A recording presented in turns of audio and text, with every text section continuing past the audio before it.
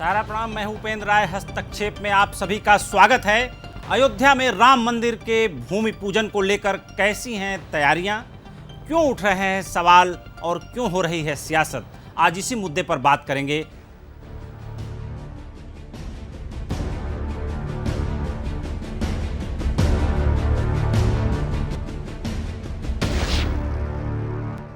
अयोध्या में राम मंदिर के भूमि पूजन की भव्य तैयारियां हो चुकी हैं। पूरी अयोध्या जगमग है तो दूसरी ओर विपक्ष इस पर सवाल उठा रहा है। सवाल कोरोना काल में भूमि पूजन को लेकर है, सवाल शुभ मुहूर्त को लेकर है और सवाल अयोध्या में लोगों की भीड़ को लेकर भी है। इन्हीं सवालों के साथ क्या सियासत हो रही है और कौन कितना सही है, इसी पर आज मंथन करेंगे।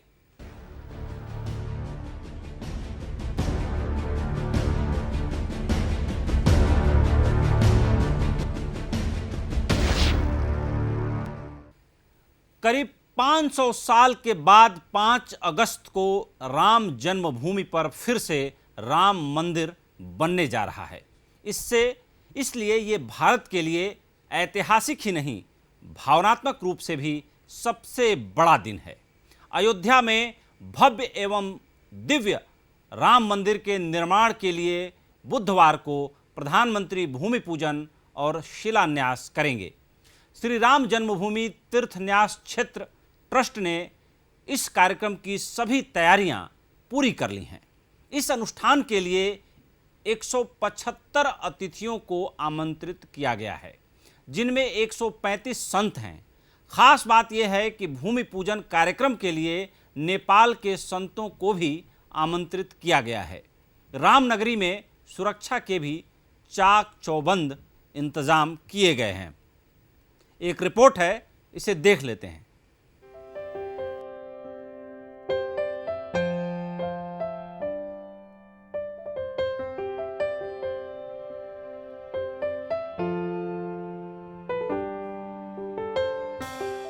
रामलला के मंदिर के लिए भूमि पूजन की शुभ घड़ी में शामिल होने के लिए पूरी अयोध्या तैयार हो गई है। राम नाम धुन की गूंज के साथ घर घर बधाई गीत गाए जा रहे हैं। कोरोना की वजह से ज्यादातर लोग इस ऐतिहासिक कार्यक्रम को देखने नहीं जा पा रहे, लेकिन वो घर के बाहर रंगोली और छत पर केसरिया झंडा लगाकर खुद की मौजूदगी दर्ज कराने में जुटे हैं। पूरे अयोध्या में 55,000 किलो के देशी घी से बने बेसन के 14 लाख लड्डू बांटने की तैयारी है। बुधवार को दोपहर करीब 12 बजे के आसपास प्रधानमंत्री नरेंद्र मोदी शुभ मुहूर्त में भूमि पूजन करेंगे। ये मुहूर्त 32 सेकेंड का है, जो दोपहर 12:44:08 से लेकर 12:44:40 के बीच है। भूमि पूजन के बाद पीएम मोदी 22 किलो से ज्यादा वजन की चांदी की ईंट से मंदिर निर्माण का शिलान्यास करेंगे। कार्यक्रम में शामिल होने के लिए श्री राम मंदिर ट्रस्ट की ओर से कुल 175 लोगों को निमंत्रण मिला है। इनमें करीब 135 संत शामिल हैं, जो देश के अलग अलग हिस्सों से अयोध्या पहुंचे हैं। ट्रस्ट की ओर से सबसे पहला न्योता पाने वाले बाबरी मस्जिद के पक्षकार इकबाल अंसारी प्रधानमंत्री का स्वागत भी करेंगे। इनके साथ ही आरएसएस के प्रमुख मोहन भागवत को विशिष्ट अतिथि के तौर पर बुलाया गया है। राम मंदिर आंदोलन की अगुवाई करने वाले विश्व हिंदू परिषद के नेता अशोक सिंघल के भतीजे सलिल सिंघल कार्यक्रम में यजमान होंगे। कार्यक्रम में नेपाल के संतों को भी आमंत्रित किया गया है, क्योंकि जनकपुर का बिहार, उत्तर प्रदेश और अयोध्या से भी संबंध है। अभी तक के कार्यक्रम के अनुसार 5 लोग ही मंच पर होंगे। इनमें पीएम मोदी के अलावा आरएसएस प्रमुख मोहन भागवत, यूपी की गवर्नर आनंदीबेन पटेल, सीएम योगी आदित्यनाथ और श्री राम जन्मभूमि तीर्थ क्षेत्र ट्रस्ट के अध्यक्ष महंत नृत्य गोपाल दास शामिल हैं। कोरोना वायरस महामारी के चलते काफी सावधानी बरती जा रही है। अधिक उम्र के लोगों को यहाँ नहीं बुलाया जा रहा है, इसलिए बीजेपी के दिग्गज लाल कृष्ण आडवाणी और मुरली मनोहर जोशी भी नहीं आ पाएंगे। हालांकि इनके लिए वीडियो कॉन्फ्रेंसिंग की व्यवस्था की गई है। इनके अलावा उमा भारती और कल्याण सिंह भी कार्यक्रम में शिरकत नहीं कर पाएंगे। राम मंदिर निर्माण के लिए भूमि पूजन में देश भर के करीब 8,000 पवित्र स्थलों से मिट्टी, जल और रजकन का उपयोग किया जाएगा। सामाजिक समरसता का संदेश देने के लिए देश भर के धर्मस्थलों की मिट्टी और जल का संग्रह किया गया है। राम मंदिर के लिए भूमि पूजन और शिलान्यास कार्यक्रम के लिए अयोध्या नगरी को दुल्हन की तरह सजाया गया है। सरयू के घाट दिवाली जैसे सजे हैं। मुख्य मंदिर की तरफ जाने वाली सड़कों की इमारतों को पीले रंग से रंगा गया है और उन पर भगवा पताका लगाई गई है। इसके अलावा इमारतों की दीवारों पर राम कथा से जुड़े प्रसंगों को तस्वीरों से उकेरा गया है। अयोध्या की लगभग सभी सड़कों के किनारे बने घर झंडे से पटे पड़े हैं। इन पर श्री राम और हनुमान के चित्र बने हैं। 50,000 से ज्यादा झंडे अयोध्या शहर से राम जन्मभूमि की तरफ आने वाली सभी सड़कों पर लगाए गए हैं। घरों के बाहर बड़ी संख्या में रंगोली भी बनाई जा रही है। श्री राम जन्मभूमि क्षेत्र ट्रस्ट इस कार्यक्रम को ऐतिहासिक बनाने में जुटा है। ब्यूरो रिपोर्ट, सहारा समय। तो जिस तरीके से कोरोना काल में राम जन्मभूमि पर मंदिर का शिलान्यास करने के बाद एक भव्य मंदिर के निर्माण की पटकथा पहले से ही तैयार है और जाहिर सी बात है कि अगर ये कोरोना नहीं होता तो मेरी समझ से 500 साल के इतिहास में ये अब तक का सबसे भव्य और यूं कह सकते हैं कि कुंभ से भी कहीं बड़ा आयोजन और लोगों का एक बड़ा समागम राम मंदिर के शिलान्यास के अवसर पर हमें देखने को मिलता।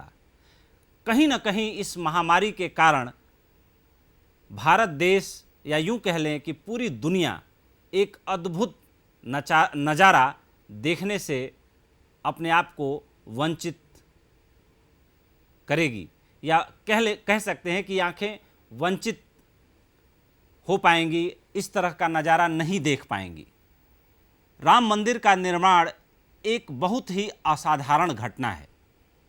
जिस तरीके से इतने लंबे अंतराल के बाद एक इतने बड़े मुकदमे का निपटारा हुआ, कह सकते हैं कि करीब 491 वर्ष लग गए इस मसले को सुलझते सुलझते।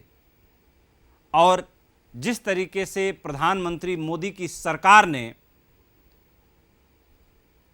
मंदिर बनने के लिए सुप्रीम कोर्ट के फैसले के आने का धैर्यपूर्वक इंतजार किया और कह सकते हैं कि इस देश के करोड़ों करोड़ लोग, सैकड़ों करोड़ लोगों ने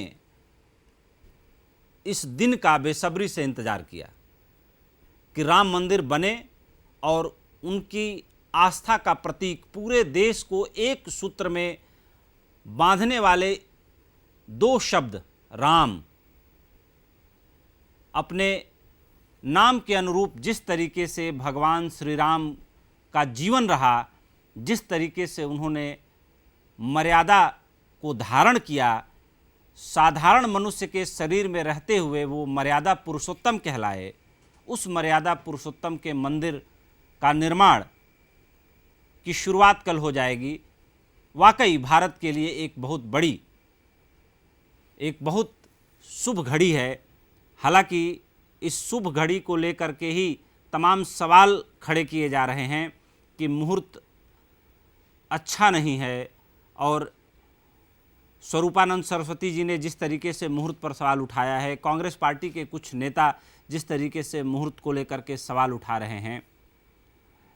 अपने दर्शकों को बताना चाहूँगा कि जब राम के राज्याभिषेक की बारी आई थी और जब राजा दशरथ ने सप्त ऋषियों में से एक, उनके कुलगुरु महर्षि वशिष्ठ से मुहूर्त पूछा था, तब उन्होंने कहा था कि राम के राज्याभिषेक के लिए किसी मुहूर्त की आवश्यकता नहीं है। फिर भी राजा दशरथ के बार बार निवेदन करने पर जब महर्षि वशिष्ठ ने मुहूर्त निकाला और उस मुहूर्त के बाद क्या हुआ, ये कहानी सबको पता है कि राम से मर्यादा पुरुषोत्तम राम बनने की यात्रा वहीं से शुरू हुई। राम को 14 वर्ष के लिए वनवास जाना पड़ा और माता कैकेयी ने भरत के लिए सिंहासन मांग लिया था। जाहिर सी बात है कि राम की कहानी के दो पक्ष हैं, एक कथानक है, एक कहानी है, और एक उसका तात्विक ज्ञान है, उसका मार्मिक ज्ञान है।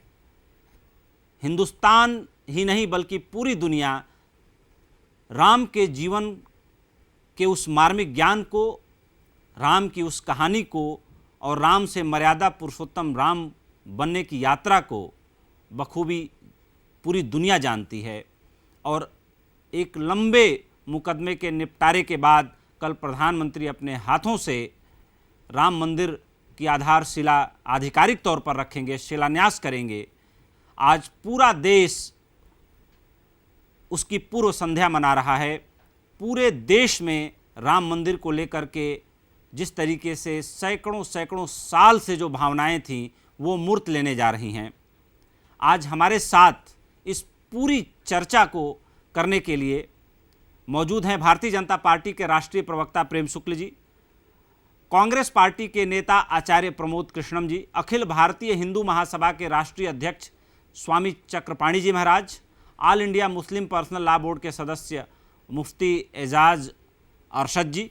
लेकिन सबसे पहले चलते हैं अपने संवाददाता हमारे नेशनल चैनल के एडिटर भूपेश कोहली, जो हमारे साथ इस समय सीधे अयोध्या से जुड़े हुए हैं। भूपेश, हम आपसे ये जानना चाहेंगे कि राम मंदिर की आधारशिला, उसका जो शिलान्यास है कल प्रधानमंत्री स्वयं अपने हाथों से करने वाले हैं, किस तरह का माहौल है अयोध्या में? लोग क्या कुछ कर रहे हैं, क्या महसूस कर रहे हैं, अयोध्या में क्या कुछ हो रहा है और आपने अपनी आंखों से वहां क्या कुछ देखा, संक्षेप में बताएं। उपेंद्र जी, जैसा कि हम हस्तक्षेप, हमारे दर्शक इस समय ये हमारा ब्रांड शो देख रहे हैं और उसी में आपने जिस तरीके से राम के चरित्र को बताया है उसी बात से मैं आगे बढ़ाऊंगा। कल यहाँ पर 11 बजे से लेकर 2 बजे तक प्रधानमंत्री नरेंद्र मोदी रहेंगे। अपने कर कमलों के द्वारा वो यहाँ पर आधारशिला रखेंगे। प्रधानमंत्री के कर कमलों द्वारा यहाँ पर नींव रखी जाएगी। लेकिन इस वक्त की अगर बात करूँ तो यहाँ पर नवंबर या अक्टूबर में दिवाली आएगी, लेकिन आज ही यहाँ पर महादिवाली का दिन दिखाई दे रहा है, महादिवाली की रात दिखाई दे रही है। यहाँ पर सरयू का तट है। अपने कैमरामैन आलोक सक्सेना को कहूँगा कि भव्यता को दिखाएं। आप देख सकते हैं यहाँ पर सरयू के तट पर रामपेड़ी है और रामपेड़ी पे करीब 2.5 से 3 लाख दिए यहाँ पर जला दिए गए हैं। पहले भी ऐसे कार्यक्रम हो चुके हैं, लेकिन इस बार भव्यता ज़्यादा दिखाई दे रही है। भगवान राम जो है उनके मंदिर का निर्माण कल शुरू होगा। पूरी तैयारी है, यहाँ पर तमाम गणमान्य लोग पहुँच चुके हैं। आपको ये भी बता दें कि यहाँ पर सुरक्षा के खासे इंतजाम किए गए हैं। मुख्यमंत्री योगी आदित्यनाथ खुद सब कुछ निरीक्षण कर रहे थे। तमाम बार उन्होंने अयोध्या का दौरा किया, हम भी कई दिनों से अयोध्या में हैं।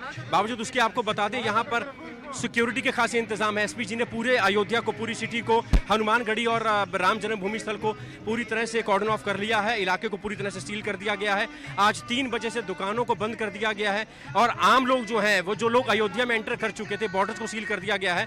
आम लोग जो यहाँ पर मौजूद हैं वो बड़ी तादाद में हैं और उनमें ये भावना है कि किस तरह से भगवान के जो मंदिर निर्माण है उसको किस तरीके से यहाँ पर मनाएंगे। लाखों की तादाद में दिए जलाए जा रहे हैं। कुछ हमारे साथ यहाँ पर राम भक्त भी मौजूद हैं। मैं आधे मिनट का वक्त और लूंगा। बहुत अच्छा भजन करते हैं और हस्तक्षेप हमारा ब्रांड शो है, उसमें ये लोग चाहते हैं कि अपनी उपस्थिति दर्ज करवाएं, भगवान राम का पूजन करें। गणेश हमारे साथ मौजूद है, बताइए भजन कौन सा गा रहे हैं? जल्दी। आज तो लग रहा है कि जैसे जन्मोत्सव है प्रभु श्री राम का, तो मैं तो यही कहूंगा, आज जन्मे अवध रघुरैया बधैया बाज रही। आज जन्मे अवध रघुरैया बधैया बाज रही। राजा दशरथ जी मोहर लुटावे, राजा दशरथ जी मोहर लुटावे, मोहर लुटावे, मोहर लुटावे।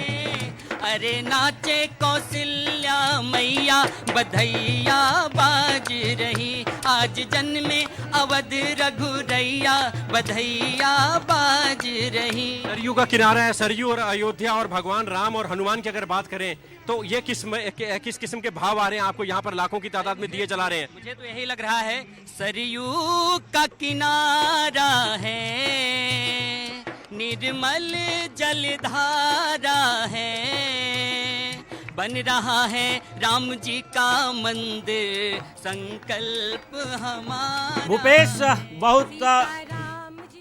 बहुत सुंदर दृश्य है, बहुत सुंदर गायन है। आप हमारे साथ जुड़े रहिए। एक रिपोर्ट और ले लेना चाहूँगा अपने मेहमानों से चर्चा की शुरुआत करने से पहले। बहुत छोटी सी रिपोर्ट है। 5 अगस्त को प्रधानमंत्री श्री नरेंद्र मोदी अयोध्या में मंदिर निर्माण के लिए भूमि पूजन करेंगे और इसके बाद मंदिर निर्माण का काम शुरू हो जाएगा। इस बीच राम के नाम पर सियासत भी जारी है। कांग्रेस की ओर से कहा गया है कि राजनीति का धर्म होना चाहिए मगर धर्म की राजनीति नहीं होनी चाहिए। वहीं मध्य प्रदेश के पूर्व मुख्यमंत्री कमलनाथ भगवा चोला पहने हुए नजर आ रहे हैं। कुल मिलाकर कांग्रेस में असमंजस और कन्फ्यूजन नजर आ रहा है। एक तरफ दिग्विजय सिंह जी कुछ और कह रहे हैं, दूसरी तरफ कांग्रेस नेता कमलनाथ जी ने शिलाएं भेज दी हैं अयोध्या, 11 चांदी की शिलाएं। देखते हैं एक रिपोर्ट।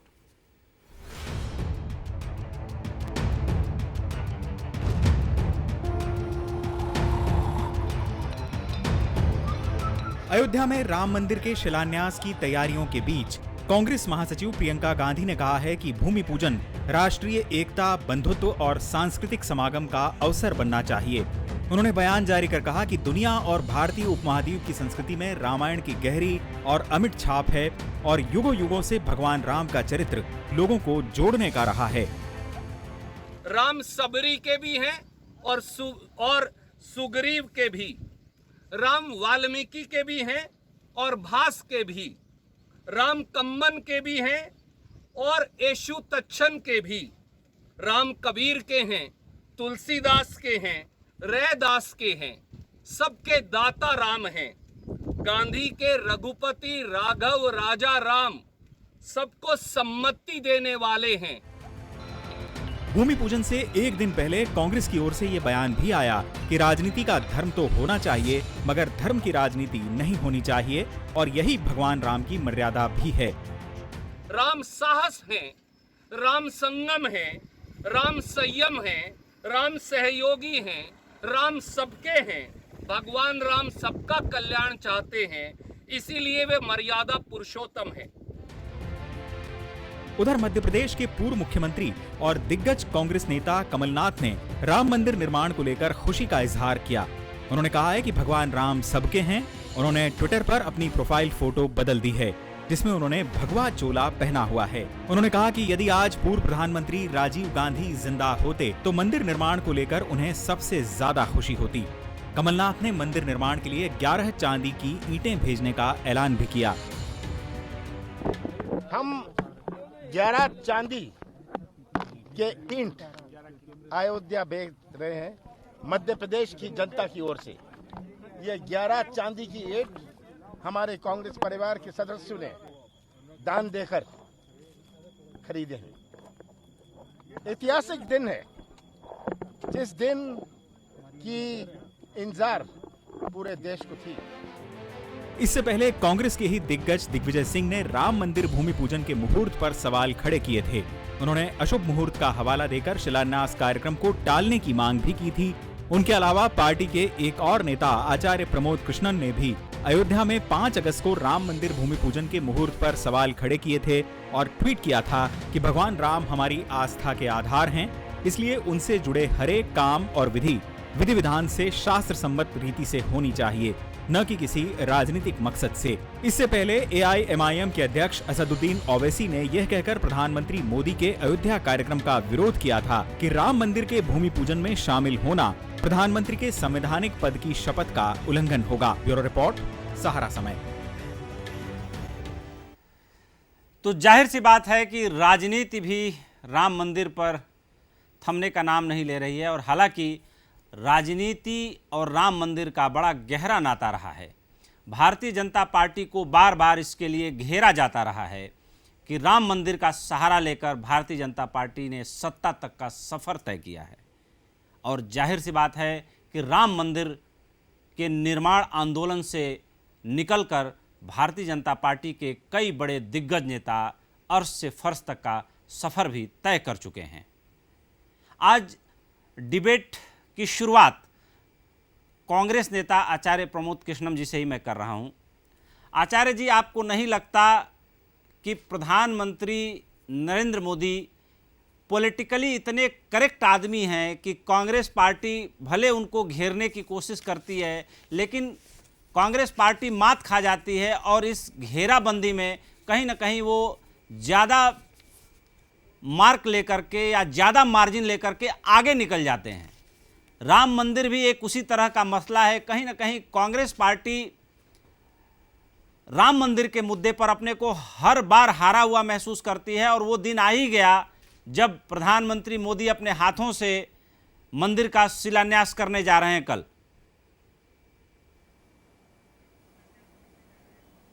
जो बहस करने बैठे हैं आपने भी बुलाया देखिए उपेंद्र जी, यहाँ हम लोग जो बहस करने बैठे हैं आपने भी बुलाया है, तो भगवान राम का मंदिर जिसकी सदियों से प्रतीक्षा थी जी, करोड़ों ऐसी आंखें हैं जो ये दृश्य अपनी आंखों से देखना चाहते थे, लेकिन वो बंद हो गए, वो नेत्र बंद हो गए, सदियां लग गई प्रतीक्षा करते करते।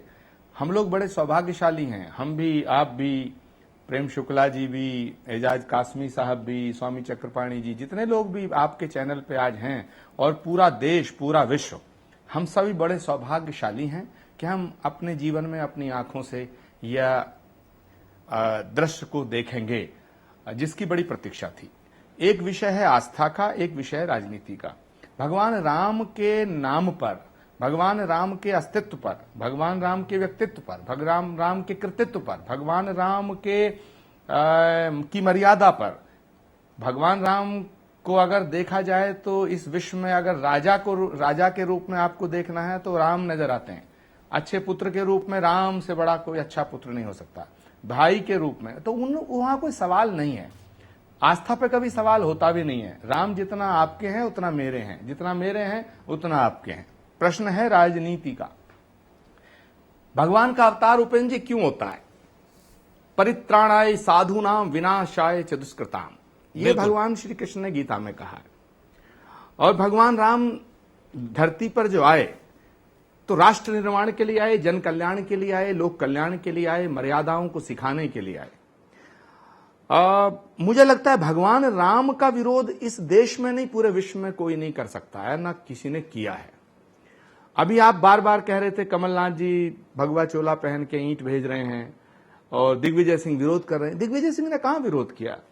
दिग्विजय सिंह जी ने सिर्फ इतना कहा कि जगत गुरु शंकराचार्य स्वामी स्वरूपानंद सरस्वती जी ने यह कहा है कि इस चतुर्मास में मुहूर्त नहीं होता है। ये एक शास्त्र का विषय, ये तो सब जानते हैं, चतुर्मास में कोई मुहूर्त नहीं होता। लेकिन राम के नाम पर मुहूर्त की जरूरत है क्या? राम तो कालातीत हैं, काल से भी परे हैं। राम तो हमारी आस्था का प्रतीक नहीं है। आप कह रहे हैं हमारी आस्था के प्रतीक है, राम हमारी आस्था के आधार है महाराज। राम कण कण में है। और आज आचार्य जी, मेरा सवाल यह है कि ये काम तो कांग्रेस पार्टी के प्रधानमंत्री भी कर सकते थे। बहुत लंबा शासन किया कांग्रेस पार्टी ने, कभी राम के प्रति वो भक्ति, वो निष्ठा, वो जागरूकता देखने को नहीं मिली कांग्रेस पार्टी की तरफ से जो लोग चाहते थे। बड़ा अच्छा सवाल किया, मैं 10-20 सेकंड में जवाब दे दूं। देखिए, जब राजीव गांधी प्राइम मिनिस्टर थे और वीर बहादुर सिंह चीफ मिनिस्टर थे तो 1985 में जिस राम की पौड़ी पे आज दीपक जल रहे हैं, इसका निर्माण तो वीर बहादुर सिंह ने कराया था। ताला वीर बहादुर सिंह के समय में खुला। जिला जज ने जो ताला खोला उसमें वीर बहादुर सिंह सरकार की एनओसी ली थी, नो ऑब्जेक्शन सर्टिफिकेट। और उसके बाद 9 नवंबर 89 को शिलान्यास जब हुआ तो नारायण दत्त तिवारी चीफ मिनिस्टर थे, राजीव गांधी प्राइम मिनिस्टर थे। पर प्रश्न अब वो नहीं है, मुहूर्त का प्रश्न, विरोध का प्रश्न, ये बहुत हो चुका। अब प्रश्न ये है कि राम में हो चुका है भारत, विश्व राम में हो चुका है। मंगल भवन अमंगल हारी, द्रभं सुदशरथ अजर बिहारी। तो महाराज कोटि कोटि नमन परमात्मा को और आपको साधुवाद कि भगवान राम की इस चर्चा में आपने हम जैसे तुच्छ लोगों को बुलाया। और ये परमात्मा की असीम अनुकंपा है, राम की असीम कृपा है कि हम अपनी आंखों से इस दृश्य को देखेंगे। तो आप ये मान रहे हैं आचार्य जी कि कहीं कोई असमंजस नहीं है, मुहूर्त की बातें बेमानी है? जाहिर सी बात है, दिग्विजय जी ने यूं ही मन में आया तो ट्वीट कर दिया और लगातार ट्वीट किया उन्होंने मुहूर्त को लेकर, चतुर्मास को लेकर के, प्रधानमंत्री के जाने को लेकर के। तो इन सब बातों का कांग्रेस पार्टी के लिए कोई मतलब नहीं है। मतलब जो लाइन कमलनाथ जी ने ली है वही कांग्रेस पार्टी की लाइन है। नहीं, दिग्विजय सिंह ने जो बात कही है वो जगत गुरु स्वामी स्वरूपानंद सरस्वती जी के कहने पर कही है। ये शंकराचार्य जी ने कहा है कि मुहूर्त नहीं है। लेकिन अब यह विषय खत्म हो गया। जब यह कह दिया गया कि राम के नाम को कोई मुहूर्त की आवश्यकता नहीं है, तो इसमें विवाद ही कहां है? बिल्कुल, हमारा तो जीवन जब से शुरू होता है और अंत तक राम ही नाम सत्य है। राम के अलावा जीवन कहां? राम कोई अकेले प्रेम शुक्ला जी के थोड़े ही हैं या आचार्य प्रमोद कृष्णम के थोड़े ही हैं। अभी उमा भारती जी का बयान आप सुनवा ही रहे थे, मैंने किसी और चैनल पे भी सुना, डॉक्टर सुब्रमण्यम स्वामी को भी सुना। अब प्रश्न वो नहीं रहा है, राम का जन्मभूमि का मंदिर बन रहा है। मैं सबसे कहूंगा, सबसे भारतवासियों से, हिंदू से, मुसलमान से, सबसे कहूंगा कि मेरे भाइयों, शिकायतें हैं, अपनी जगह शिकायतें, बहस होती रहेगी। बहस का मुद्दा तो है कि राम मंदिर के आंदोलन में जिन जिन लोगों ने बलिदान दिया उन्हें निमंत्रण नहीं दिया जा रहा है। यहां चक्रपाणी जी बैठे हैं, ये तो पक्षकार हैं, इन्हें निमंत्रण नहीं है। और राम मंदिर का विरोध करने के लिए अंसारी बंधु जो खड़े थे उन्हें प्रथम निमंत्रण दिया गया है। तो ये सवाल तो खड़े हैं, मुझे भी निमंत्रण नहीं है, लेकिन हमें निमंत्रण नहीं चाहिए। राम का दर्शन करने, रामलला का, हम पहले भी गए हैं, जब टाट में थे तब भी दर्शन करके आए और अब भी जाएंगे। अब प्रश्न है, प्रेम शुक्ला जी से भी मैं कहता हूं कि अब तो बस हरि अनंत हरि कथा अनंता, गावई सुनई विविध सब संता। प्रेम जी, जो काम मुझे करना चाहिए आचार्य जी ने बहुत खूबसूरती से कर दिया कि राम मंदिर आंदोलन से जुड़े जो लोग थे उनको आमंत्रण नहीं दिया गया है। चक्रपाणी जी महाराज भी हमारे साथ जुड़े हुए हैं, वो पक्षकारों में से थे, उनको भी निमंत्रण नहीं है। ये निमंत्रण की गुत्थी क्या है प्रेम जी? देखिए, निमंत्रण देने का दायित्व जो है जी, चूंकि सरकार तो निमंत्रण दे रही है, ना कोई पॉलिटिकल पार्टी निमंत्रण दे रही है जी। निमंत्रण देने का दायित्व लिया श्री राम जन्मभूमि तीर्थ क्षेत्र न्यास के पदाधिकारियों ने। और जो वहां 136 संत आ रहे हैं, उसमें से अधिकांश संतों ने राम जन्मभूमि आंदोलन की आधारशिला रखकर उस अभियान को सफल बनाने के लिए सतत सक्रियता का प्रदर्शन किया है। ये सत्य है कि चूंकि उसमें लाखों लोग शामिल हुए थे, सैकड़ों का बलिदान हुआ है, सारे लोगों को, चूंकि कोरोना काल है, सबको नहीं निमंत्रित किया जा सका। तो जो वहां स्थान पर नहीं निमंत्रित है, वो जहां पर भी वहीं से, चूंकि राम तो जो है कण कण में व्याप्त हैं, जड़ के कण कण में और चेतन के रोम रोम में व्याप्त हैं, इसलिए हर किसी को, मुझे लगता है आचार्य प्रमोद कृष्णन जी, निश्चित तौर पर आचार्य चक्रपाणी जी, सबको निमंत्रण मिलना चाहिए था। लेकिन अब चूंकि वहां सीमा है, सीमा के कारण अब इन सारे संतों को नहीं मिल सका, तो इनके प्रति जो है क्षमा प्रार्थना का भाव भी स्वाभाविक तौर पर आयोजकों के मन में होगा। और आयोजकों ने शुरू में ही स्पष्ट कह दिया था कि जितने लोगों को वहां निमंत्रित किए जाने की आवश्यकता है, कोरोना काल के कारण सबको निमंत्रित नहीं किया जा सक रहा है। तो मुझे लगता है कि निमंत्रण का कोई जो है समस्या नहीं। दूसरी बात जो है, जो मुहूर्त को लेकर बात उठाई जा रही है, मैं उस पर थोड़ा, चूंकि मैं तो आचार्य प्रमोद कृष्णन और चक्रपाणी जी की तरह विद्वान नहीं हूँ, अल्पज्ञ हूँ, थोड़ी मोड़ी जानकारियां मेरे पास, लेकिन जो मेरी समझ में है, प्रभु रामचंद्र जी ने अपने जीवन काल में एक मंदिर का उनके हाथों से प्राण प्रतिष्ठा हुई है, वो है रामेश्वरम का मंदिर। और उस रामेश्वरम के मंदिर का निर्माण और उसकी प्राण प्रतिष्ठा कब हुई? जब रावण पर विजय प्राप्त कर ली गई। रावण पर विजय प्राप्त करके अयोध्या से निकलने के पहले की गई। रावण पर विजय कब प्राप्त की गई? विजयादशमी के दिन प्राप्त की गई। अयोध्या पहुंचे कब प्रभु श्री रामचंद्र जी? दीपावली को पहुंचे। समय तो चातुर्मास का था। प्रभु रामचंद्र जी स्वयं जो है मंदिर का की प्राण प्रतिष्ठा रामेश्वरम, जो आज भी सबके सामने जीवंत प्रमाण है, ज्योतिर्लिंग है, और उसमें भी हनुमान जी द्वारा लाया गया विग्रह जो है वो प्रथम पूज्य है। प्रभु रामचंद्र जी ने जो वहां विग्रह तैयार किया था वो विग्रह द्वितीय पूज्य है। तो ये तो अपने आप में जीवंत उदाहरण है सबके समक्ष। और पूजनीय शंकराचार्य जी के मन में अगर कोई प्रश्न विद्वान है, वो प्रश्न उठा सकते हैं। हम पामर कैसे उनसे कुछ पूछे? हम पामरों के मन में भी एक प्रश्न आता है कि पूछे कि आदरणीय पूजनीय शंकराचार्य जी कृपा करके बताएं, बीफ खाने वाले विधर्मी को आप गंगा स्नान स्वयं कराते हैं, ये कौन सा जो है, कहाँ का जो है परंपरा है? लेकिन शंकराचार्य पूज्य हैं, वो जो करे सब स्वीकार्य है, सिर माथे पर है, शिरोधार्य है हम सबको। तो उनके प्रश्न को हमने शिरोधार्य किया, लेकिन जो शंका है उसका समाधान करने का प्रयास करना ये हम सबका दायित्व है। तो इस कारण हम इस दायित्व का निर्वाह कर रहे हैं। आचार्य जी कुछ कहना चाह रहे हैं? आचार्य जी। हाँ, देखिए बहुत से सवाल हैं जो प्रेम शुक्ला जी बड़े अभी कह रहे थे अल्पज्ञ हैं। अरे भैया, सामना के संपादक रहे हैं आप प्रकांड पंडित हैं, ब्राह्मण परिवार के शिरोमणि हैं महाराज, आप कैसे अल्पज्ञ हो सकते हैं? पर जो व्यक्ति अपने आप को अल्पज्ञ कहता है वही सर्वज्ञ होता है, जो अपने को सर्वज्ञ समझता है वो मूर्ख होता है। मैं अब दूसरी बात कहना चाहता हूं, बड़ी मजेदार, सवाल नहीं करूंगा इस समय, सवाल करने का मन भी नहीं है। और अगर स्टूडियो में हम सब होते तो मैं आज एजाज काशमी को भी गले लगाता और प्रेम शुक्ला जी को भी गले लगाता। लेकिन एक बड़ी मैं इंपॉर्टेंट बात आप उपेंद्र जी आपके यहाँ कहना चाहता हूं, बहुत इंपॉर्टेंट, कि देखिए भगवान राम की कृपा देखिएगा। अगर कांग्रेस तो भाजपा के पथ पे जा रही है कि साहब राम राम कर रही है, और भाजपा कांग्रेस के पथ पे जा रही है। अगर इकबाल अंसारी को, किसी मुसलमान को कांग्रेस की सरकार में राम मंदिर का निमंत्रण चला जाता तो बीजेपी कहती अरे मुल्लों को बुला लिया, मुसलमानों को बुला लिया, मीट खाने वालों को बुला लिया।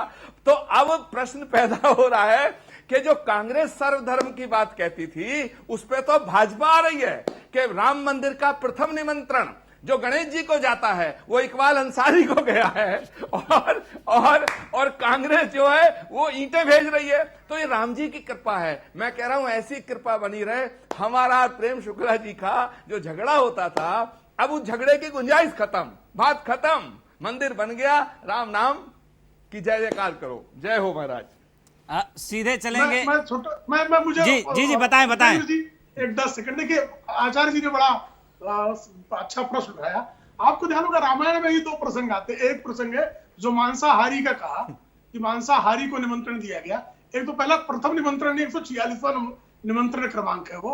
दूसरी बात जो है, प्रथम निमंत्रण जटायु जो है वो गिद्ध थे और भयंकर मांस भक्षी ही थे, लेकिन राम काज किया था, इसलिए स्वयं अपने पिता श्री राजा दशरथ का अंतिम क्रिया जो है प्रभु रामचंद्र जी के हाथों से नहीं हुई, लेकिन जटायु की अंतिम क्रिया जो मांस भक्षी था उसका किया। दूसरा प्रश्न जो इकबाल अंसारी के संदर्भ में है, भाई जब रावण पर विजय प्राप्त कर ली गई, लंका विजय होने के बाद बहुत सारे राक्षस जो राम की सेना में आ गए और जय श्री राम करने लगे, तो उनको वानर ढूंढ कर पीटने लगे, मारने लगे। तो प्रभु रामचंद्र जी ने कहा जो शरणागत आ गया उसको अपना मान लेना चाहिए और उसको अपना मानकर उसको अपने समान व्यवहार करना चाहिए।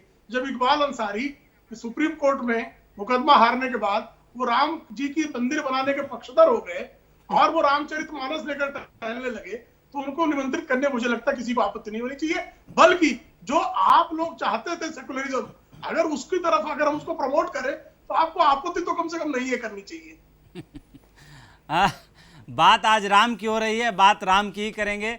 सीधे चलते हैं मुस्लिम लॉ पर्सनल बोर्ड के जो सदस्य हैं मुफ्ती एजाज काशमी जी के पास।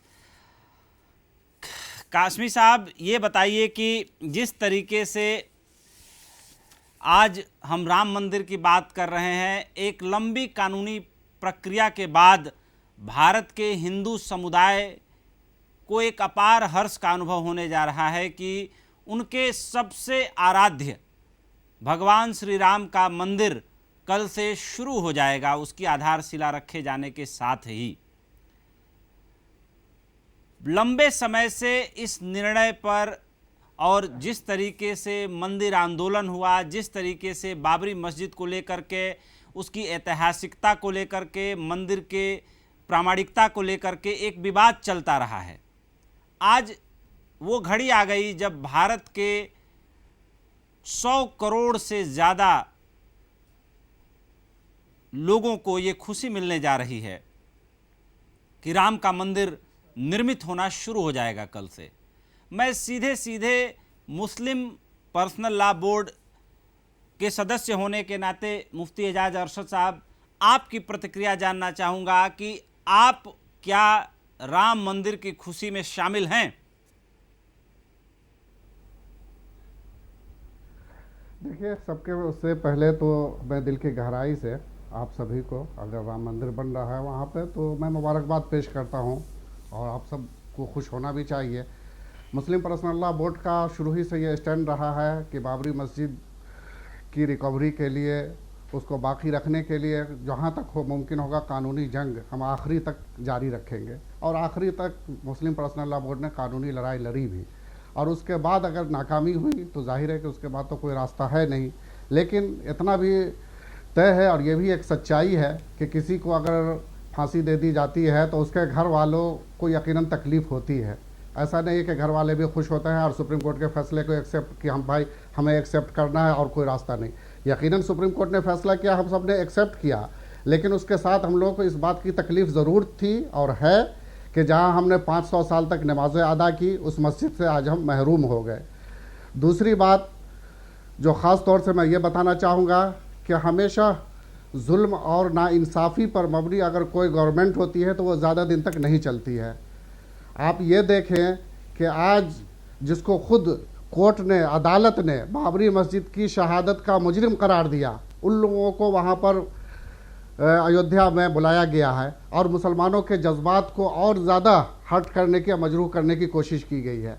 यही मौका अभी है जहाँ सैकड़ों लोग जमा हो रहे हैं, लेकिन 2 दिन पहले हम लोगों को ईद की नमाज़ पढ़ने की इजाज़त नहीं दी गई कि आप एक साथ नमाज नहीं पढ़ सकते, कोरोना का डर है। और वहाँ पर अब कोरोना का कोई डर नहीं है, वहाँ पर भीड़ इकट्ठी हो रही है।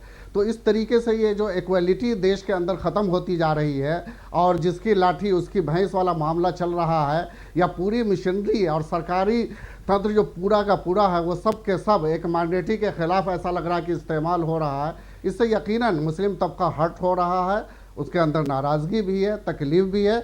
यकीनन पूरा जश्न मनाए, आपको हक है, राम मंदिर बना रहे हैं, बनाइए, जश्न मनाइए, सब कुछ कीजिए, लेकिन एक मिनट लेकिन सुप्रीम कोर्ट ने वहीं पर और भी जो फैसले किए हैं उस पर आप उसके इम्प्लीमेंट में कहाँ तक आप मतलब हक पर है या कहाँ तक जा रहे हैं। मामूली 5 एकड़ ज़मीन देने की बात कही गई प्रोमिनेंट इलाका, अयोध्या के प्रोमिनेंट एरिया में, लेकिन आप किसी जंगल में ले जा करके वो 5 एकड़ ज़मीन को फेंक दे रहे हैं। क्या 5 एकड़ ज़मीन जो है मुसलमानों को खरीदने की हैसियत नहीं है? मुसलमान नहीं खरीद सकता है कि वहाँ सरकार से वो 5 एकड़ ज़मीन किसी जंगल में लेने जाएंगे। तो ये चीज़ें जो हैं इससे मुसलमान कहीं ना कहीं हर्ट हो रहे हैं।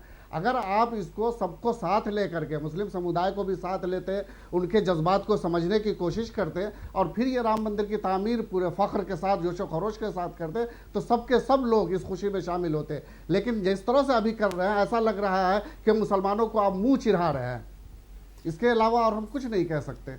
आपको नहीं लगता एजाज अरशद साहब कि राम हिंदुओं के आस्था के प्रतीक हैं? इस 135 करोड़ की आबादी में 100 करोड़ से ज़्यादा हिंदू एक मंदिर भी न बनवा पाएँ, इसको आप क्या कहना चाहेंगे? क्या इसको सहिष्णुता नहीं कहेंगे? क्या इसको धैर्य नहीं कहेंगे?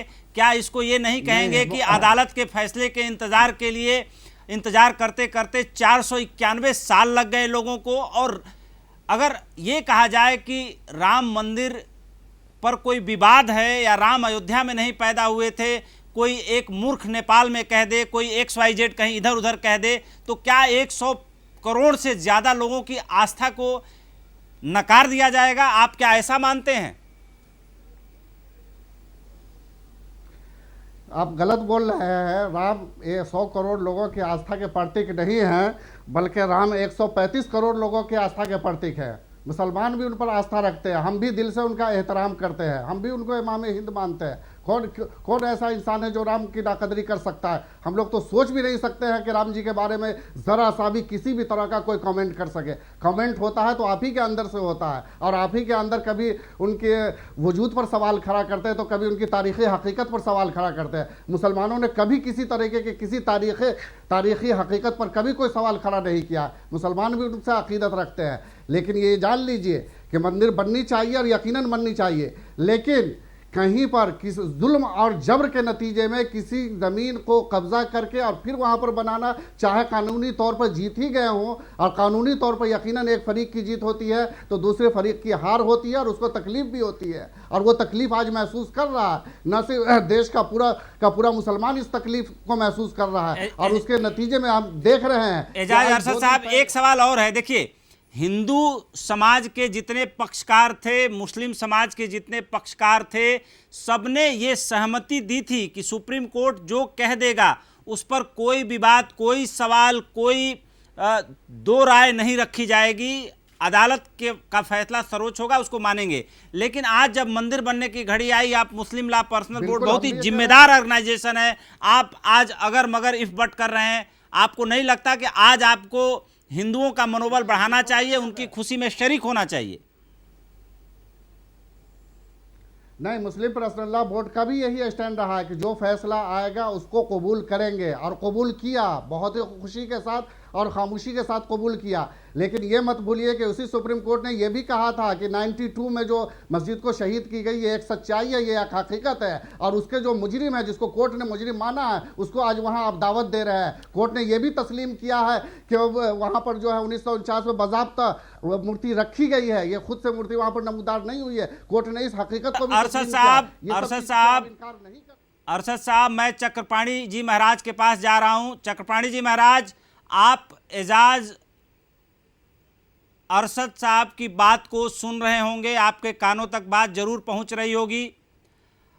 जिस तरीके से इनका ये कहना है कि मस्जिद को गिरा करके मंदिर बनाया जा रहा है, जबकि जो पुरातात्विक विश्लेषक हैं, जो जानकार हैं, अदालत के फैसलों में ये भी आया है कि मस्जिद का निर्माण मंदिर को गिरा के ही हुआ था। हालांकि उस बहस में मैं नहीं जाना चाहता।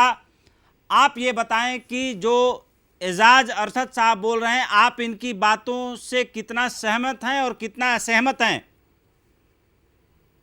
उपेंद्र जी, सब सिया राम में सब जगह करो प्रणाम जोर जुटानी।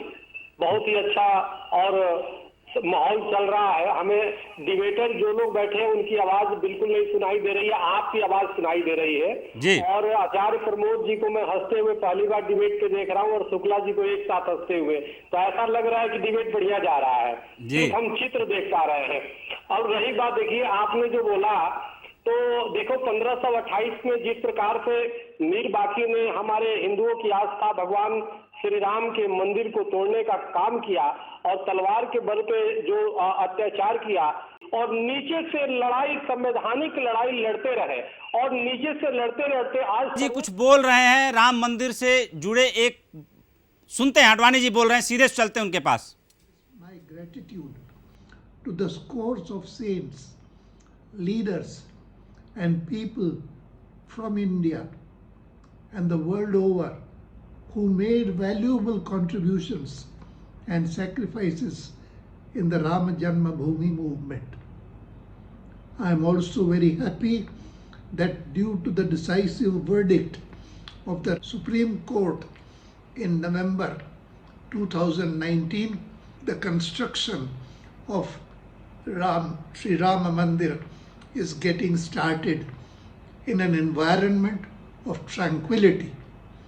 This will go a long way in strengthening the bond between Indians.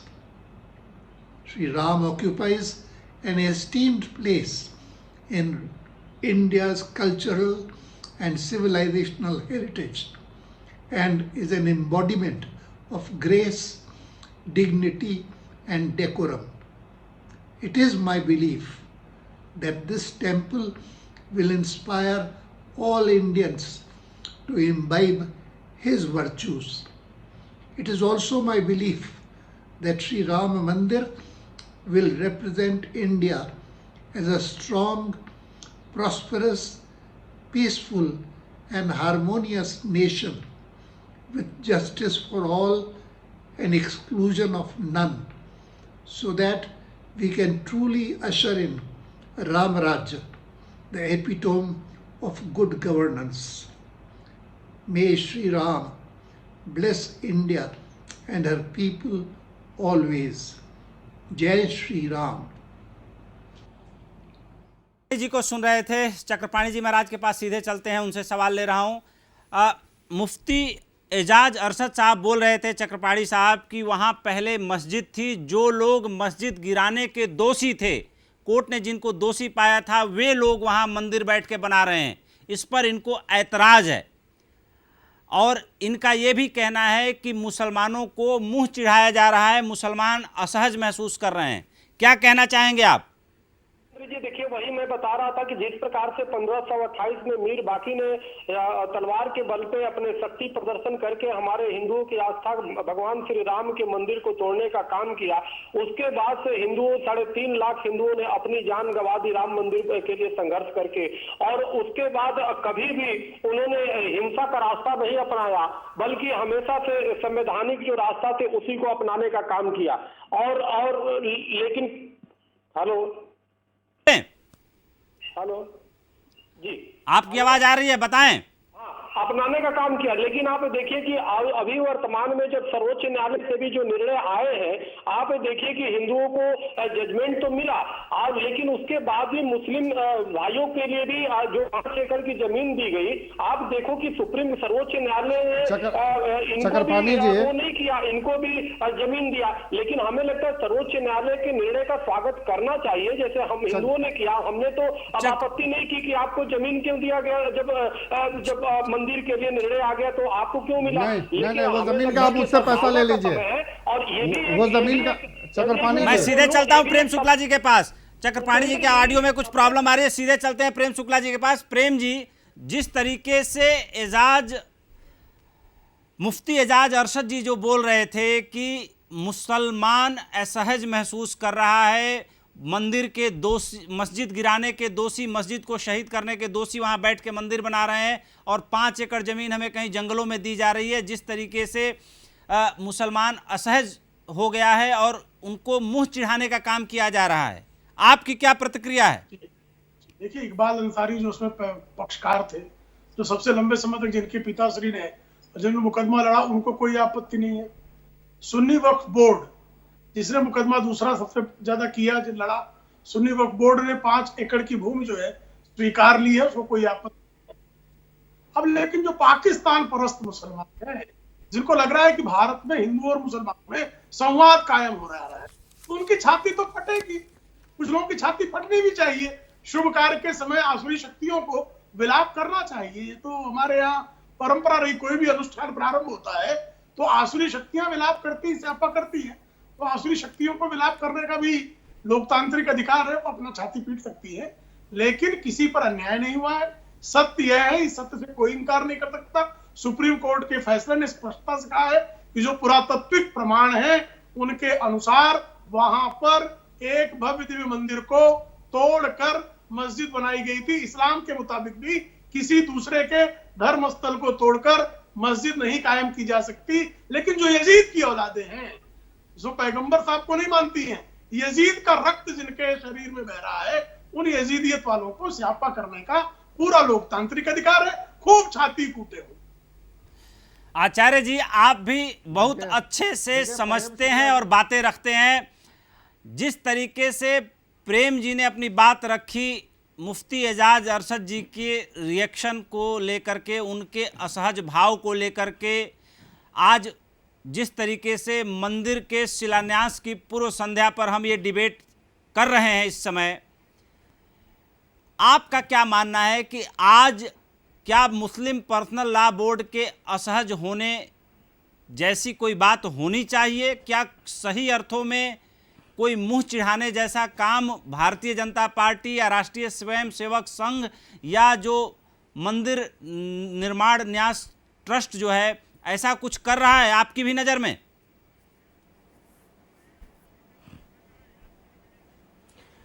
देखिए, बहुत संजीदा हो गई है बहस इस वक्त। और उपेंद्र जी, हिंदू और मुसलमान जैसे 2 भाई हैं, भारत माता की 2 संतान हैं, एक हिंदू है एक मुसलमान है। मान के चलो कि बड़े भाई में और छोटे भाई में कुछ विवाद था, उसमें अदालत गए, अदालत ने एक भाई के पक्ष में फैसला कर दिया, तो दूसरे भाई को परेशान नहीं होना चाहिए, दूसरे भाई को अदालत का भी सम्मान करना चाहिए। क्योंकि हम जो चाहते हैं, अभी अरशद साहब ने खुद कहा कि एक की जीत होती है, एक की हार होती है, लेकिन हम लोग एक जगह रहते हैं, एक माँ के बेटे हैं, एक धरती से पैदा हुए हैं, एक धरती में मिल जाएंगे।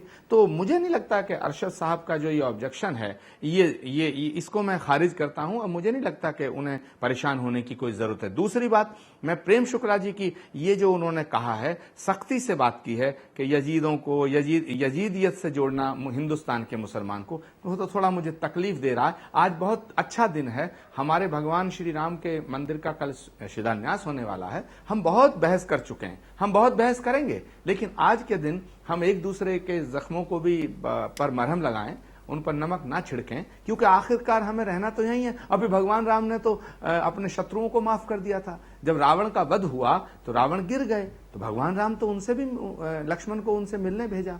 भगवान राम ने किस किस को माफ नहीं किया, सबको क्षमा किया, बाली को मुक्त किया। किस किस को नहीं किया? भगवान राम तो उनके भी हैं जो राम को गाली देते थे, लेकिन हिंदुस्तान के मुसलमान ने राम को कभी अपमानजनक शब्दों का प्रयोग नहीं किया। मैं एक दो किसी नेता की बात नहीं कर रहा, मैं हिंदुस्तान के आम मुसलमान की बात कर रहा हूं। मैं भी इस्लाम को बहुत नजदीकी से जानता हूं, कोशिश की है मैंने उन लोगों से मिलने के लिए, मगर किसी भी प्रोग्राम में हिंदुस्तान के मुसलमान ने हमेशा भगवान श्री राम का एहतराम किया है। और सुप्रीम कोर्ट का फैसला आने के बाद में हिंदुस्तान के मुसलमान को ऐसे बिल्कुल दिवाली मनानी चाहिए, हिंदुओं के साथ मुसलमानों को भी खुश होना चाहिए। और कल भगवान श्री राम के जन्मभूमि का जो मंदिर बन रहा है, मैं हाथ जोड़ के सबसे निवेदन करना चाहता हूं।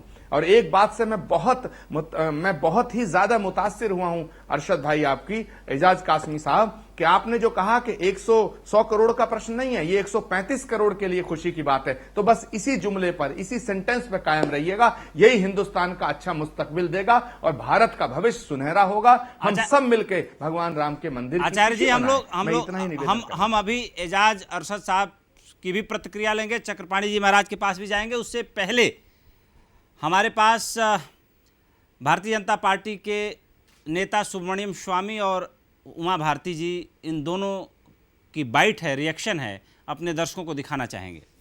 नहीं तो मैं तो जानता हूं राजीव गांधी को, यदि वो दोबारा चुनकर आते हैं तो निश्चित इस देश में राम मंदिर बना देते। आधा रास्ता तो उन्होंने बना दी थी, ताला खुलवा दी थी, शिलान्यास की थी, और उसका पहला भाषण फैजाबाद से यही था कि देश में राम राज्य होना चाहिए। लेकिन हमारे देश में ये सारी चीजों को अज्ञान में रखने की जो प्रयास हो रही, राम का नाम अयोध्या भाजपा की बपौतियां नहीं है, ये सबकी है, जो भाजपा में है और जो भाजपा में नहीं है, जो भी राम को मानते हो, चाहे वो किसी भी धर्म के हों, किसी भी पार्टी के हों, किसी भी समुदाय के हों, और भारत में नहीं बल्कि विश्व के कहीं के भी निवासी हैं, जो राम के नाम में आस्था रखते हैं, राम को मानते हैं, वो सब अधिकार रखते हैं कि वो इस बारे में अपनी राय दें। उस अधिकार को रोकने का अगर हम अहंकार पाल लेंगे कि राम पे हमारा पेटेंट है, तो हम भूल रहे हैं कि हमारा अंत होना है। राम जो अनादि और अनंत है, हमारा ही अंत होगा। राम नाम का कभी। चक्रपाणी जी महाराज, उस वक्त हम आपकी प्रतिक्रिया नहीं ले पाए थे। जिस तरीके से आज सवाल उठ रहा है, जिस तरीके से कुछ लोगों को, पक्षकारों को नहीं बुलाया जा सका आयोजन में, क्या आपको भी आपत्ति लग रही है नहीं बुलाए जाने से? उपेंद्र जी, वर्तमान में जितनी बड़ी खुशियां है उसके सामने ये कोई आपत्ति नहीं है।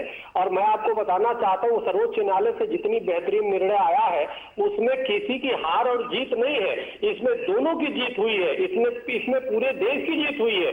क्योंकि एक तरफ हिंदुओं को भी जो रामलला की भावना का सम्मान किया गया भक्तों का, उसी तरह मुसलमानों को भी दिया गया।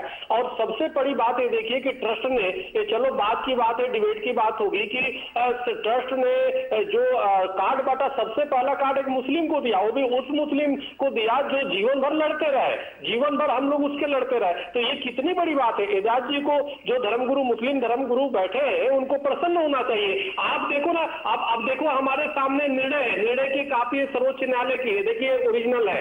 और मैं इसमें देख रहा हूँ, इसमें सुन्नी, जो शुक्ला जी बोल रहे थे वो बिल्कुल सही बोल रहे थे, सुन्नी वक्फ बोर्ड ने भी विरोध नहीं किया, उन्होंने समर्थन दिया है और उन्होंने इसके सहमति दिया है। और जो इकबाल साहब है उन्होंने भी समर्थन दिया। इसके बाद आप को इस तरह की बातें जो मुस्लिम धर्मगुरु है उनको करना बिल्कुल इस समय शोभा नहीं देता है। तो आचार्य प्रमोद जी जो बातें कर रहे हैं, आपने जो बातें कही, जो कोट किया उन्होंने, कि आपने कहा कि 135 करोड़ लोगों के लिए खुशी की बात है, तो वास्तव में उसको व्यवहारिक रूप में अपनाइए और खुश होइए, प्रदर्शित होइए। यही भाईचारा स्थापित करने का सबसे अच्छा मौका है।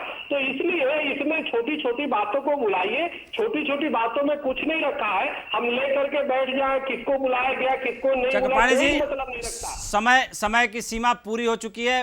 30 सेकंड का एक छोटा रिएक्शन एजाज अरशद साहब से लूंगा। अरशद साहब, आपने आचार्य प्रमोद कृष्णम जी को सुना, प्रेम जी को सुना, चक्रपाणी जी महाराज को भी सुना, क्या इसके बाद भी आप कहेंगे कि असहजता का माहौल है, आप असहज हैं और मुंह चिढ़ाया जा रहा है? देखिए, सबकी बातें बहुत अच्छी रही और काफ़ी हमने सुना, सबका हम एहतराम भी करते हैं। और जो कुछ भी हो रहा है, जश्न मना रहे हैं, बनाइए, शौक़ से बनाइए, और हमें भी खुशी है, मनाना चाहिए। लेकिन मैं एक चीज़ जो मैंने कहा था उसका जवाब कहीं से नहीं मिला। अगर चाहें तो प्रेम शुक्ला जी, जो हमेशा नफरत की बातें करते हैं, मैं उन्हीं से जवाब लेना चाहूँगा कि यही बता दें कि ये 5 एकड़ ज़मीन का जो एहसान जता रहे हैं, ये 5 एकड़ ज़मीन अयोध्या शहर में देने की बात है या जंगल में देने की बात है। और वो 5 एकड़ से एहसान बनाने की ज़रूरत नहीं है, वो हमसे 5 एकड़ का पैसा कल की डेट में वो ले आकर के, वो 5 एकड़ ज़मीन मुझे नहीं चाहिए। दूसरी बात, मैं सिर्फ इसका जवाब जानना चाहूँगा कि अभी 2 दिन पहले पूरे उत्तर प्रदेश में मुसलमानों को नमाज पढ़ने की इजाज़त नहीं मिली ईद की, और आज वहाँ भीड़ इकट्ठी हो रही है। क्या यही सबका साथ सबका विकास है? क्या यही इक्वलिटी है? इन सब चीज़ों को लेकर के मुसलमानों में असहजता महसूस किया जा रहा है। वो समझा जा रहा है कि ऐसा लग रहा है कि सरकार जिसकी है वो एक तरफा काम कर रही है, और जिसकी लाठी उसकी भैंस वाला काम हो रहा है कि मुसलमानों को नजरअंदाज किया जा रहा है और खुद मुसलमानों के ऊपर सारे कानून थोपे जा रहे हैं और इनके लिए कोई कानून ही नहीं है। बस ये 2 बातें थी जिस पर मुझे एतराज है। क्या अरशद साहब, दिल्ली के जामा मस्जिद में सोशल डिस्टेंसिंग का या एक बेसिक डिस्टेंसिंग का पालन करते हुए नमाज पढ़ने की छूट दी गई थी और बहुत सारे लोगों ने वहां नमाज पढ़ी है, और कोई अब धार्मिक स्थलों पे उस तरह से पुलिस न रोक रही है न जाने से मना कर रही है। अनलॉक 3 में लगभग सारी चीज़ों को छूट दे दिया गया है, पिक्चर हॉल और जो है मेट्रो रेल और जो मुंबई की लोकल रेल को छोड़ करके। अब नहीं लगता है कोई इस तरह की बात है, क्योंकि अनलॉक 3 का मतलब है कि एक्टिविटीज़ को ऑन कर दिया गया है। एक बेसिक डिस्टेंसिंग का ध्यान रखते हुए, मास्क और तमाम चीज़ों का ध्यान रखते हुए अब आप धार्मिक स्थलों पर तो अनलॉक 1 में ही बोल दिया गया था जाने के लिए। क्या दिक्कत है उसमें? नहीं, यूपी में नहीं, सिर्फ यूपी में, सिर्फ मैं उत्तर प्रदेश की बात कर रहा हूं जहां एक भी मस्जिद में 5 आदमी से ज्यादा नमाज पढ़ने नहीं दिया गया है। पूरे देश के अंदर नमाज हुई है, दिल्ली में भी लोगों ने जोशो खरोश के साथ नमाज पढ़ी है। सोशल डिस्टेंसिंग को देखते हुए मस्जिद भर करके अरशद शौक से नमाज। अरशद साहब, अब हम अपनी चर्चा को रोक रहे हैं। आचार्य जी कुछ कहना चाह रहे हैं। आचार्य जी 30 सेकंड में अपनी बात कहिए, समय की सीमा पार हो चुकी है। देखिए, मैं एजाज अरशद कासमी साहब की इस बात से सहमत हूं कि उत्तर प्रदेश में भी कोरोना की हालत बहुत खराब है, उसको नजरअंदाज नहीं किया जा सकता। लेकिन भगवान से प्रार्थना है कि सब पे कृपा करें। और 2 पंक्ति सुनाता हूं। श्री राम जय जय राम, श्री राम जय जय राम, कौशल्या के प्यारे राम, दशरथ राज दुलारे राम, श्री राम जय जय राम, श्री राम जय राम। आचार्य जी बहुत ही सुंदर, बहुत ही बेहतर। इसी के साथ आज के हस्तक्षेप को मैं यहीं पे समाप्त कर रहा हूं। कल हम फिर हाजिर होंगे मंदिर निर्माण की एक नई कहानी के साथ। जिस तरीके से कल प्रधानमंत्री मंदिर का शिलान्यास अपने हाथों करेंगे और क्या कुछ नज़ारा रहेगा कल अयोध्या में हस्तक्षेप में, कल दोबारा हम इकट्ठा होंगे और चर्चा जारी रहेगी।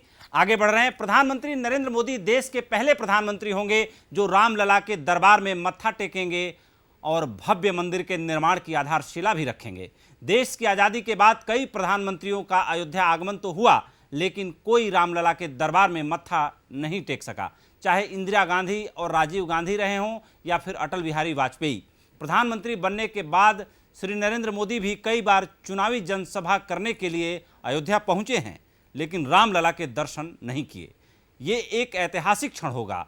इससे पहले मोदी वर्ष 1991 में एक राम भक्त के रूप में पहली बार अयोध्या आए थे और उन्होंने तब कहा था कि जब मंदिर बनना शुरू हो जाएगा तो वो फिर अयोध्या आएंगे। यही नहीं, प्रधानमंत्री नरेंद्र मोदी ने एक और रिकॉर्ड अपने नाम कर लिया है।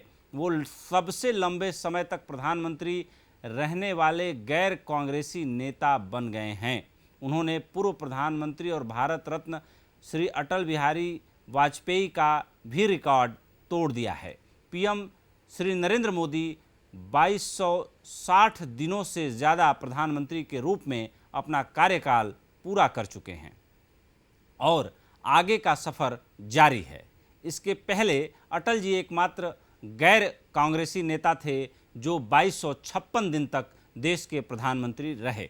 वाजपेयी जी 19 मार्च 1998 को देश के पीएम बने थे और लगातार 22 मई 2004 तक देश के प्रधानमंत्री रहे, जबकि पीएम के रूप में श्री नरेंद्र मोदी ने 26 मई 2014 को जिम्मेदारी संभाली थी और 2019 में पहला कार्यकाल समाप्त होने के बाद दूसरी बार फिर रिकॉर्ड बहुमत से वापसी की और प्रधानमंत्री के रूप में लगातार उनका सफर जारी है। तो हस्तक्षेप में आज इतना ही। हमें दीजिए इजाजत। कल हम फिर हाजिर होंगे एक नए एडिशन के साथ। धन्यवाद। सहारा प्रणाम।